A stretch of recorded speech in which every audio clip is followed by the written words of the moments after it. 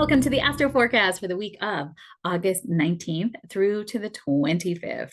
If you might notice, if you've been watching me for a little bit, I look a little different. That's because I took it upon myself to use Mercury retrograde in the best possible way and update my technology. I look a lot better. I don't know if I look a lot better. You can see a lot more things that you wouldn't have known before. And whatever, this is me, whatever. And so much better. I should have been doing this for a long time. Here's the kicker is I've had this camera.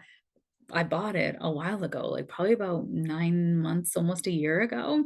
And I got some feedback from a few people like, oh, your camera's kind of grainy. It's kind of funny. I got feedback from a friend of mine who I'm in a mastermind in the US. And she said, I watched your video, and she's from the UK, and she's like, and you looked grainy. And I was like, well, she shows up no matter what. I don't have to be perfect. And I was like, I thought I looked pretty good. And it was really quite interesting because I was like, well, I'm glad, I've given you the fuel to show up as is and whatever. Like you got technology, whatever you have, start now, right? It doesn't have to be perfect. And you can upgrade things as you go along, right? Will I keep this camera?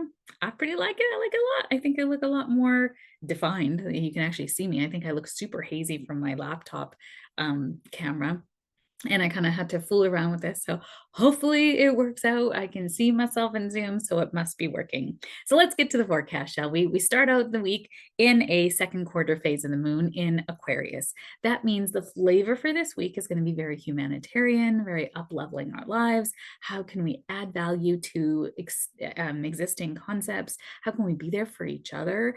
What are ways that we can really think through our issues and come to a mutual understanding of things or doing things in a better way of some kind? There's a refinement coming in here this week.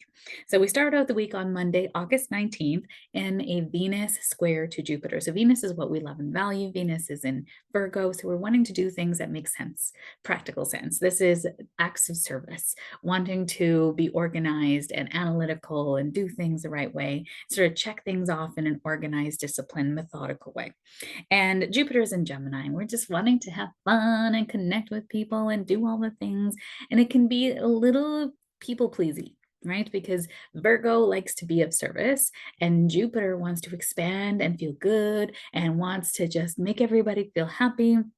So this energy, and I feel like it's going to flavor the week a little bit. So you got to be really careful about boundaries this week because we are going to feel like we can do everything. We want to say yes to everybody. You feel very over optimistic. You're kind of over pleasing, maybe taking on too many things because in the moment it feels really good. You're like, yeah, I'll go for brunch. Yeah, I'll go to that thing. Yeah, I'll be your date. Yeah, I want to watch that movie. And then when it comes time, you're like, oh my God, I don't have enough time. I don't have enough resources to do all these things. So being really careful this week, discernment, Virgo, in terms of what you say yes to, okay? This aspect can bring indulgence, over optimism in relationships and in finances. Seek growth and expansion while maintaining moderation. Be mindful to excess and strive for balance. So you want to make sure that you're not like, oh, we only live once, right? YOLO, let's buy the jean jacket. I don't know. So just being careful in what you're spending in because that Venus square to Jupiter, Venus also rules finances, and Jupiter is like, yes, buy the plane ticket to Italy. And so they're just wanting to be careful this week about commitments. And I would definitely not make any big investment changes or any big buys or any big changes to your appearance as well if you haven't been thinking about it and haven't planned for it, because you're going to feel like, yeah, I can pull off bangs, and it's Mercury retrograde. Like, just don't. Just wait a week. If you want bangs, just wait a week. See if you still want them. Bounce them off of a friend. I 100% was thinking about bangs this week. And I was like, oh, I hate hair on my face. Like, that's why you always see my hair off my face. And if you know me in life, my hair will be in a bun after I video this. So I love to have my hair out of my face, and I can't do bangs. But man, they look so cute, right? So don't let me get bangs. All right. And then also on this day, Venus is opposite Saturn retrograde. Saturn retrograde in Pisces is about removing guises to our spiritual endeavors, the things that we want, what is coming up from our heart. And Saturn is about being responsible, doing the right thing, being responsible, like in his structure, duty, father time, right? Saturn is a bit of a killjoy of the astrology, but it also is what makes us like responsible. It's a constrictor as well. It can also be scarcity and fear. So when we have Venus opposite Saturn, this is going to be a bit of turbulence in relationships. And I feel like that's going to be a bit of a theme this week, turbulence in relationships, but also Venus rules money. So turbulence in things that we value, in our finances, in the way that we feel about money. Like if you have money trauma, this week is going to poke at that money trauma. And it's not to poke to make you cry, it's poke to make you kind of go, wait, I have a wound here. What do I do to fix this? Like, what can I do to shore this up? How can I meet this part of me that's feeling sad about money, or feels that I'm not worthy, or feels that money is dirty, but I really want it and I don't want to be dirty, all those things. So, this aspect may bring challenges and restrictions in love and finances, build stability and structure in your relationships and financial plans. Make a plan, work plan with your money. Practice patience to overcoming feelings of limitation. So Saturn can make you feel restricted, limited, sad. You don't have enough. That's that scarcity piece. And where is that really? What is that really bringing up for you, right? Especially like loneliness. If you're feeling lonely, then you got to make yourself your best friend and go and take your best friend out on a date, y'all. That's you. Right? Go and do the things that you love to do. Be in the places you love to be. Hang out with friends that make you feel good. And if you can't be contingent on your friends for your happiness, okay? This is about you shoring up your inner reserves and realizing that your loneliness means that you're looking outside yourself to fill a part of yourself, right? Yes, especially if you've been in a relationship for a long time and you exited it, or your spouse has passed away, or you're going through a divorce.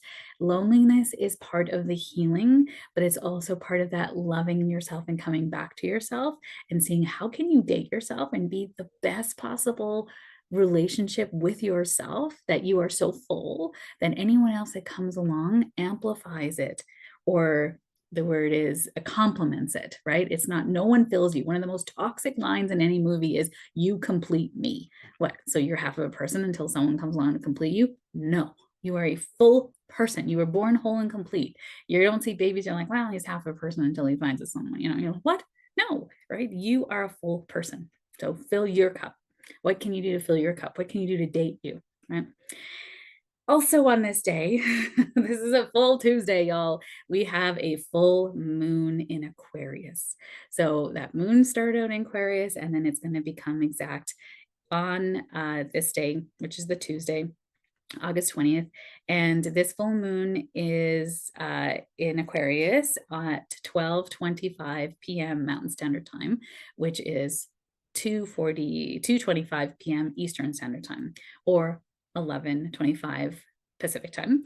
And this full moon is illuminating intentions that were set at the new moon back in the new moon in Aquarius on February 9th, 2024. So new moons and full moons follow 6-month cycles from new to full. So we set an intention on the new moon, and then we realize how far we've come. We're releasing at the full moon. We're understanding things. There's an illumination with the moon at this time. And this full moon is the sun and the moon are in opposite parts of the zodiac. So the moon is in Aquarius, which means the opposite sign is Leo. And we have this dichotomy between the signs. We all need balance in this lifetime, right? That everything in this lifetime is yin and yang. It's dark and light. It's the shadow and the light, I guess, so same. But there's those parts of us that are always finding recalibration, right? Balance is a fallacy. You're never going to find balance. It's always recalibrating. So Leo is my light, my gift and talents, my special sauce that I'm going to add out to the world. What's my creative flair that I'm adding to the collective? And then Aquarius is taking that creativity, taking your special gifts and talents, and now elevating humanity with it, coming together to serve all, not just yourself. So if you just stayed in Leo, it would be greed, it would be egotistical, egocentric, me. And then if we just stay in Aquarius, it's idealization, it is values, weaponized. It is, the collective is greater than so socialism in essence, which is not a bad thing. Like, we need to be there for each other, but we also need to take care of ourselves too, right? It's that kind of the good of all. It's a great thing. Aquarius is humanity, humanitarian charity, looking out for each other, and elevating concepts, technology. It is invention, it's ingenuity, it's genius energy. So you need to know what your talent is to then elevate it to genius status, right? Like, Mozart had to learn how to play the piano before he could become a genius at it, right? So we forget that there's a starting point. Leo is the starting point of what's your unique light, and Leo is ruled by the sun, right? It's the center of the universe. So it's okay to be in the limelight, it's okay to be the center of attention as you're shining your light to help everyone, right? The actor needs a stage to tell the story, right? So this full moon is going to be bringing up, where do you feel like you're not enough? Where do you feel like you've been given to everybody else because it's a way of coping with not being comfortable with being looked at, or not being comfortable with the one being in the service light? You can be in service to something, but then when it's you calling the shots, your leadership, are you willing to do that? And this full moon is also going to be very disruptive because of the two Venus aspects that we just talked about, but also that there is a square from the sun and the moon to Uranus. Uranus is in Taurus. So there is a square here to these two fixed signs. This is a fixed square. So there can be a lot of like stubbornness to break out of old habits, of old thought patterns. There's going to be some destabilizing things here, releasing what isn't serving you, and you're going to gain some new insights during this whole week, because this is a very powerful full moon. And you really want to stay grounded during this time and embrace change and be open to being a learner, gaining new insights, being reflective. This can be a very transformative time, and you wanting to really just kind of stay grounded and be in the witness, right? If you're noticing that yourself is being triggered, there is some healing. There are some patterns that are trying to be broken. If your identity is so holding on to righteousness, right? The righteousness, which is Aquarius turned up too loud, is I am going to wield this weapon. I'm going to hold on to this until someone notices how hard I've worked for this family. I'm going to stay angry at my family because they ostracized me during COVID. And because deep down, I'm actually so sad that they would just toss me aside because I'm their family and they can't see that. If you're holding on to that stuff that happened during all of that pandemic stuff, there could be stuff coming up now for you to see it for what it is. And you might need to have some conversations, but I'm going to tell you right now, the healing does not come from someone saying, I'm sorry. It doesn't, because what's done is done, right? You have to heal what's here inside here. Apology can go a long way to helping, but what was happening inside? I mean, how many of you just forgive and forget? Right? No, I don't know. I don't want anyone to just forgive. Like, yeah, okay, you did this thing to me. I'm gonna apologize. I'm gonna take your apology, but I'm not gonna forget what you did. Well, where is that? That's holding accountability too, right? So on Wednesday, August 21st, we have the sun in conjunct to Neptune. This is going to be super foggy. We're still in Mercury retrograde, right? So this is going to feel like you can't see things clearly. There's a lack of clarity. You have a hard time expressing yourself authentically. You can use creativity and intuition to find your way and be clear in your intentions to avoid misunderstandings. So even now, you might even like say, this is my intention. And they're going to be like, I'm not able to hear that in this moment. You're like, what is happening? It's a really intense, finally, like coming to the final few days of Mercury retrograde, that is going to just bring up a lot of introspective. This is a really great time to be introspective because it's going to bring up a lot of triggers, right? And those triggers are going to really be regards to your unique chart, what is being highlighted in your chart, okay? On Thursday, August 22nd, we have the sun moving into Virgo. Happy birthday, fellow Virgos. My, brothers and sisters, I'm just kidding, but not really, there's like a perfectionism. There is trying to get things right. There can be such a stubbornness of thinking, I know what's right, and you don't actually know what's right. And I like to thank my Sagittarius moon for letting me be open and more mutable to kind of accepting things. And I would say there's many coaches in my past, they would say, you still a little stubborn there, Sheetal. And I accept that. And the more open I stay and the more beginner mindset I stay, the more I can move through things and shift identities, which is hard because your identity is a core part of you. So as the sun moves into Virgo, it will stay here until September 22nd when Virgo season is over, sadly. But Virgo season brings a lot practical energy. This is like a great, this is why September always feels like a starting of a new year.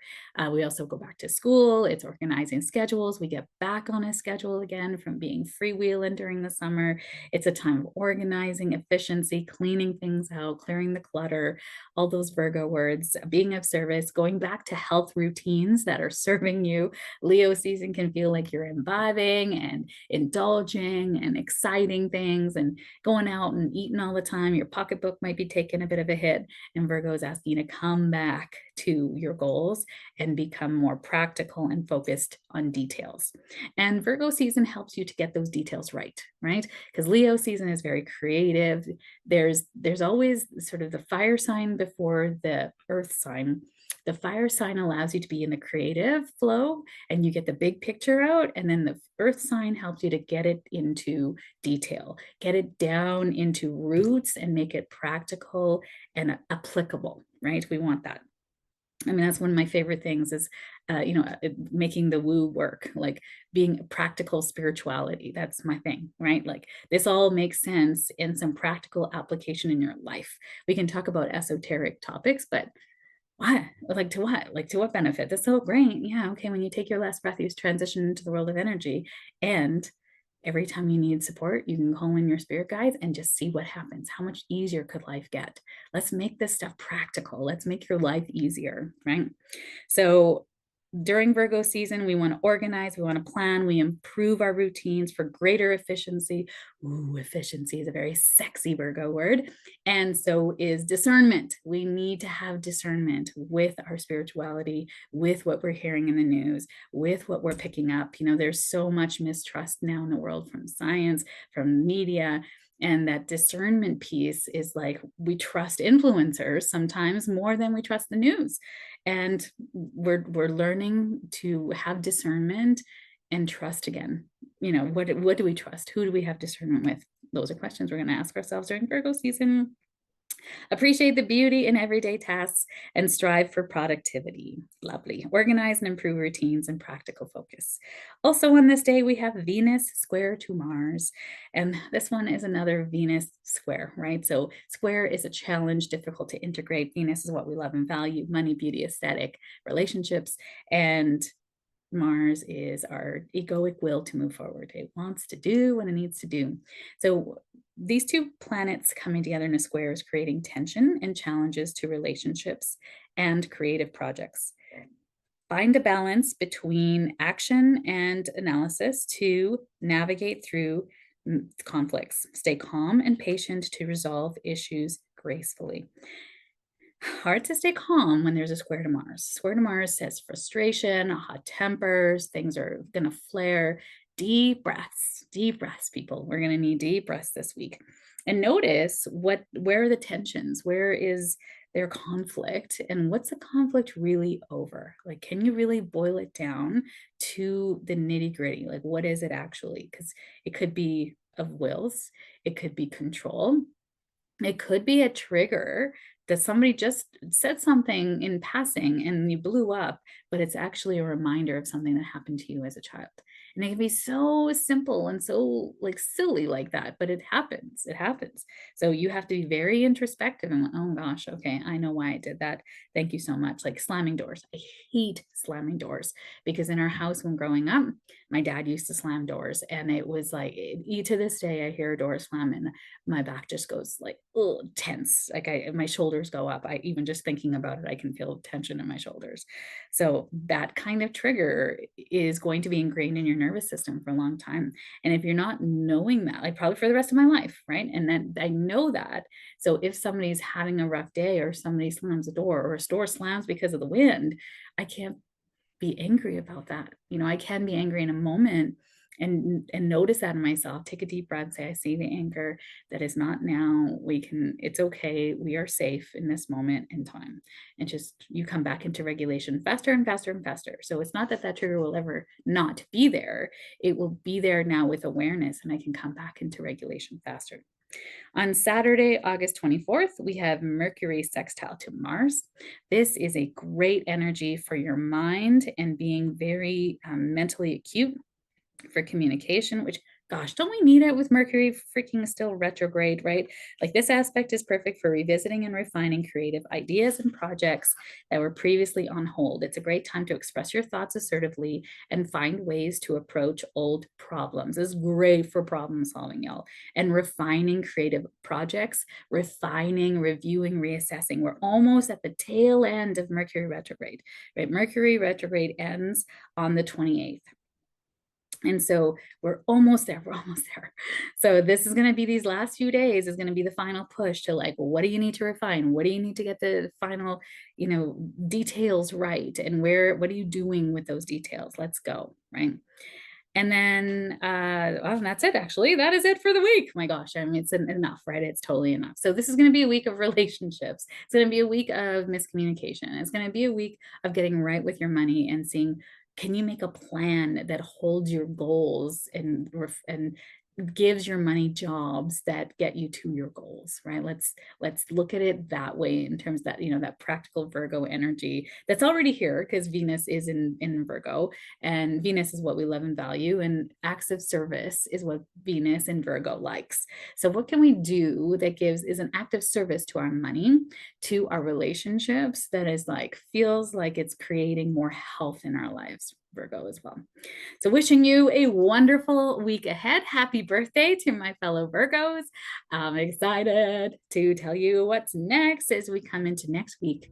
Is September 1st. The week goes into September 1st. I got some big news, big news, y'all. So wishing you a great week ahead.